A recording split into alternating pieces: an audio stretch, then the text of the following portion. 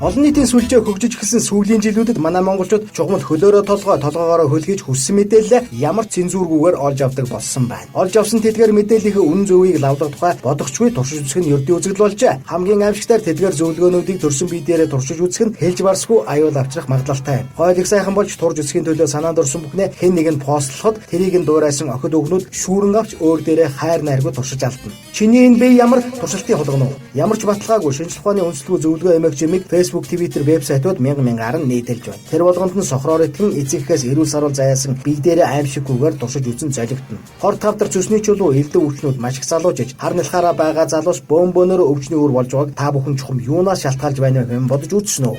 Хүн амьтан цаг ямагт мутааслагдаж амьдран байгаа байгаль хүрээлэн буй орчиндөө дасан зогсож байгалийн тэнцвэрээ хадгалж байдаг гайхалтай сод бүтээл юм. Хүний бие организм өнөөдрийн хөгжилд хүртлээр сая жилийн шалгарлыг даван туулж хувьсан өөрчлөгдөж дасан зогссоор ирсэн билээ. Үүнийг зөвхөн тайлбарлахын аргагүй байгалийн зогсоолдолгоод удирд нь залж чиглүүлж ирсэн. Гэтэл хаанаас ч дуулсан юм а хэн нэг сургагүйдгээд Facebook, Twitter дээр оруулан постлоход охид хүүхнүүд өөрийн бие дээрээ шууд дуршин эрүүл мэндэ алж байна. Хүний нийгэм соёл иргэншилтэд золгосон өчнөө мянган жилд эрдэмтэн мэрэгдийн өөрчилж чадаагүй бие организмыг та нар хэдхэн сарын дотор өөрчилж чадна гэж яаж бодоо вэ? Өнөөдөр таныг турааж биеийг чинь хөнгөрүүлсэн тэр олон дэглэм мацаг туршилтын хоол унднуудын хоргоноор хэдэн жилийн дараа ямар хэлбэрээр хэрхэн илрэн гарах вэ? Энэ талаар та бодож үзсэн үү?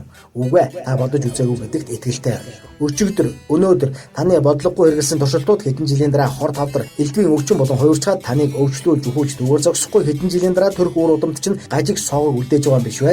Бодоход асуудал. Ахин хэлий, байгаль ээжийн төгс бүтээл хүний бие организмыг 100 мянган жилээр өөрчилж чадаагүй байгалийн шалгарлыг та ганцхан сарын дотор өөрчилж чадна гэж юу? Чадахгүй л болов уу?